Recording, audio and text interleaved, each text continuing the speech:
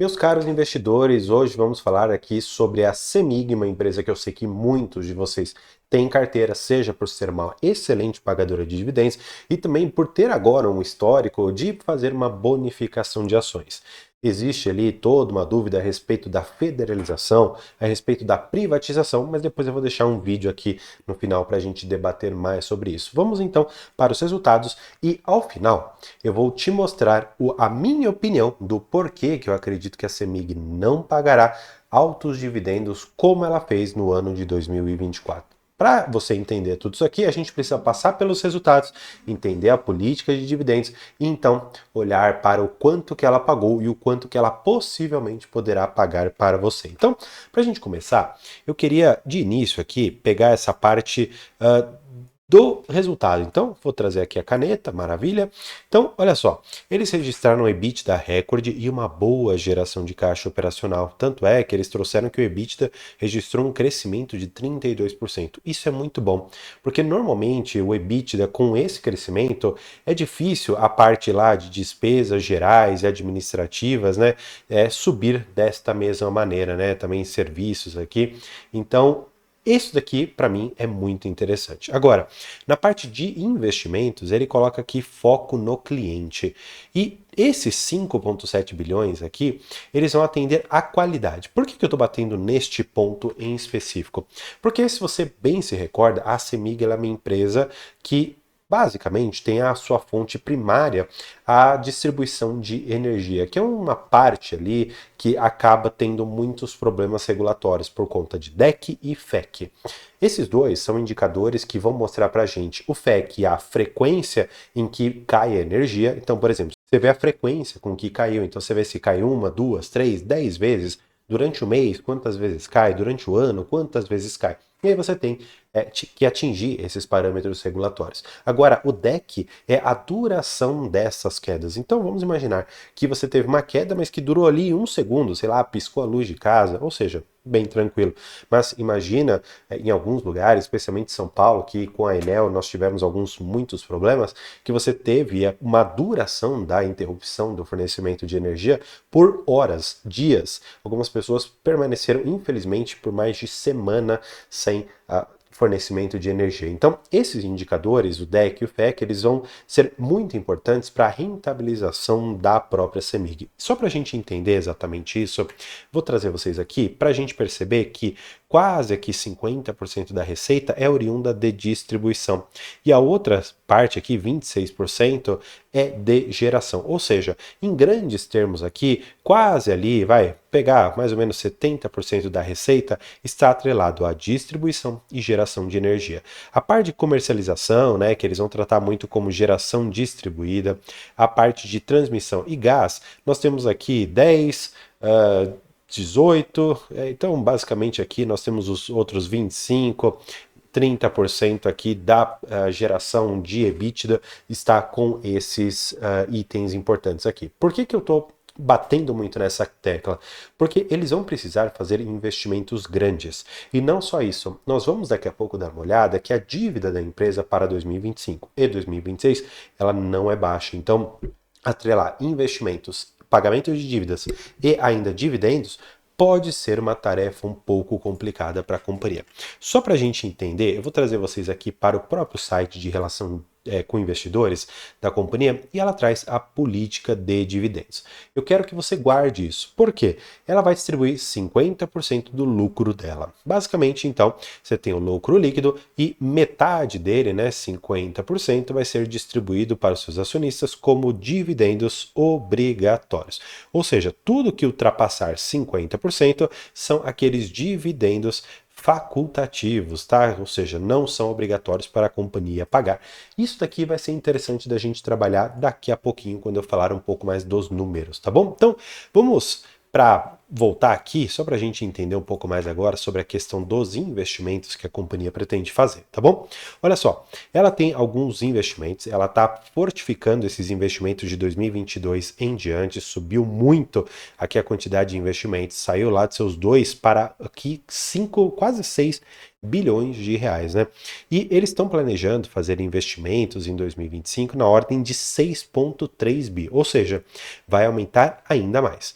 você pode perceber que vai praticamente aqui, vai 70, quase 80% do resultado desse planejamento, de investimento, será destinado para a distribuição de energia. Muito para que a gente tenha aquele DEC e o FEC bem trabalhados, para que a gente não tenha perda na distribuição de energia e consiga um faturamento logicamente maior, tá bom? Eles colocam aqui o quanto que eles querem investir em cada um, como geração distribuída, gás, geração, transmissão, mas o grosso mesmo realmente está na parte de distribuição de energia, que é o foco da companhia, tá bom? Agora, essa daqui é uma parte sensível, né? Porque ela é, até o momento, uma das maiores pagadoras de dividendos do setor. E sim, ela está correta, não tem erro nisso aqui. Agora, eu quero que você perceba que ela vai distribuir 5 bilhões de reais. Mas qual que é o ponto? Eu vou pegar aqui a planilha que eles divulgam no próprio site deles e eu quero que você veja o seguinte. Esse daqui é o lucro do período. Esse daqui de 2024 e esse daqui de 2023. Maravilha. Se a gente fosse fazer uma conta bem simplória aqui, esse valor, se a gente fosse considerar a política de dividendos dele, deveria ser um dividendo de mais ou menos 3,5 bilhões de reais. Só que a companhia pagou mais de 5, como nós vamos ver. E o que acontece? Esse 1,5 bilhão que ela tem de diferença aqui, será que isso daqui vai ser compensado em 2025, 2026 com alguma coisa? André, eu não sei se eu estou entendendo muito bem o que você está querendo dizer. Legal.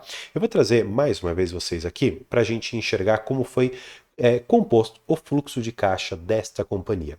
E eu quero que você se atente para a venda da Aliança Energia. O que acontece, né? Essa daqui foi uma venda que, inclusive, foi intermediada pela minha BR Partners, tá bom? BRBI 11, né?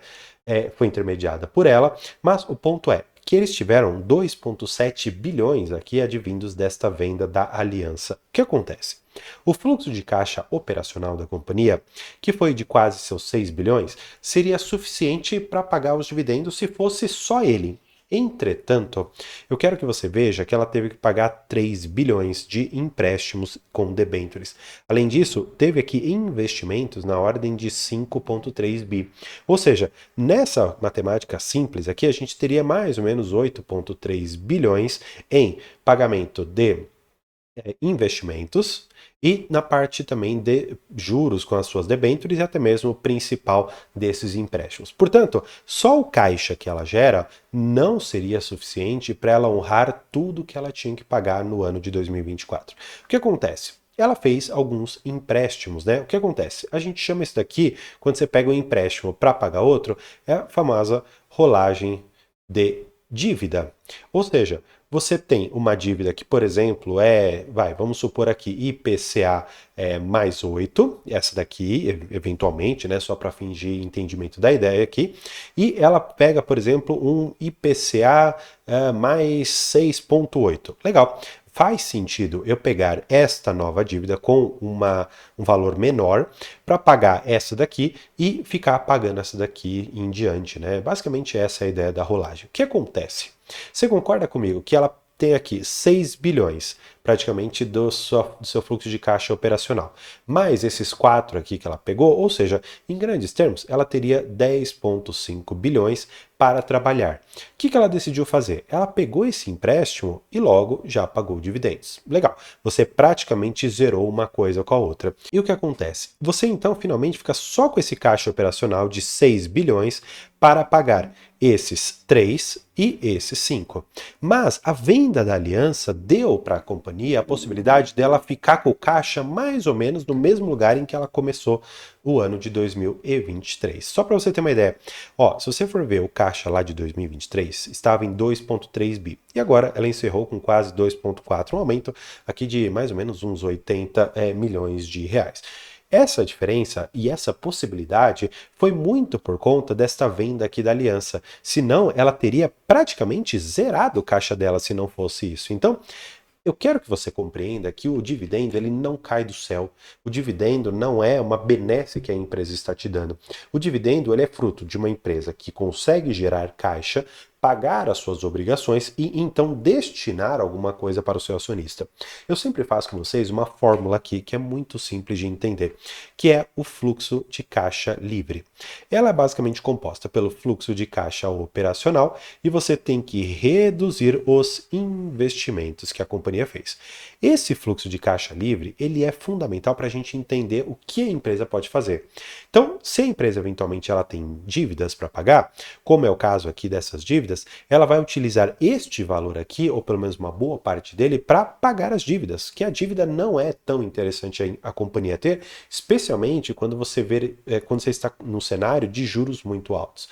Agora, se a companhia ela pode fazer o pagamento desses juros e ela consegue destinar um pouquinho para os seus acionistas, é interessante que ela faça isso como dividendos ou como recompra de ações, que também é uma possibilidade. Claro, tem a bonificação, mas aí já não entra exatamente no fluxo de caixa livre, tá bom? Isso aqui é uma outra ideia. Agora, o ponto fundamental é você entender que a venda da aliança trouxe para a companhia essa segurança de caixa para ela pagar mais dividendos como ela pretende fazer. Na verdade, não seriam só esses 4,2, que isso já foi pago. Ela ainda pretende destinar mais 1 bilhão e pouquinho ali de dividendos. Portanto, é sustentável o que a CEMIG está fazendo? Olha, uma outra empresa fez isso lá atrás e não teve um bom destino, que foi a Taesa. A Taesa, em um determinado momento, ela acabou pegando dívida para praticamente devolver para o seu acionista. Ou seja, ela assumiu dívida, pagou juros e continuará pagando juros para continuar sendo uma boa pagadora de dividendo, coisa que eu não gostaria de ver a CEMIG fazer. O que diferencia, claro, tirando uma ser uma transmissora pura e a outra ser mais uma distribuidora, é o fato de o endividamento de uma ser muito diferente da outra. O da Taesa está lá em 4 vezes, ao passo que a alavancagem da CEMIG está em 1,3. E isso daqui é um patamar bastante tranquilo e saudável, mas você tem que perceber no cronograma de vencimento de dívidas, que ela tem em 2025 aqui os seus 2,8 e aqui em 26 2,3. Só que isso daqui é a dívida do seu principal, né? Quando você coloca juros em cima disso, você tem que considerar que você tem pelo menos ali uns 10, 12% em cima disso. Portanto, esse valor aqui, vou fazer até certinho para vocês, né? Vou pegar o valor da nossa Selic, tá em 14,25, né? Se eu não me engano. Então, 2,877, né? Que é o valor, multiplicar por 1,1425, né? Que é a nossa Selic. Portanto, a companhia precisará pagar no ano de 2025 o valor de 3 bilhões 286. Claro, isso aqui em grandes termos. Portanto, se considerarmos que o fluxo de caixa operacional da companhia é de mais ou menos 6 bilhões, para ela pagar esses 3, ou seja, metade já foi drenado. Portanto, ela teria 3 bi para distribuir. Só que esta não é a política de dividendos da companhia. Entretanto, eu quero que você volte para aquela conta inicial que eu fiz. Quando você vai aqui para os resultados e enxerga que em 2024 ela teve 7 bilhões em termos de lucro líquido, ela teria que destinar mais ou menos 3,5 como dividendos obrigatórios. Esse valor, ele mais ou menos bate com esta estimativa que eu estou trabalhando com vocês. Se pegarmos então aqueles 6 bilhões e retirarmos esses 3,2, nós teríamos aqui em grandes termos 2.800 ali para a companhia fazer o pagamento de dividendos. Portanto, em termos de caixa, é razoável esperar que a companhia não vá pagar mais aqueles 5 bilhões. É muito mais provável que ela vai ficar nos 3 para que ela não faça uma besteira de assumir dívida, assumir um compromisso que não é interessante para ela, simplesmente para manter os dividendos. Claro, eu sei que existe o interesse do governo por detrás para que a empresa pague seus dividendos, para que para que o governo consiga um caixa, mas como uma boa companhia, eu espero que ela não faça isso. Nesses termos aqui, eu gostaria de saber de você. Você concorda comigo ou você acha que eu estou viajando na maionese aqui, que esses dividendos da companhia são sustentáveis e que ela continuará pagando?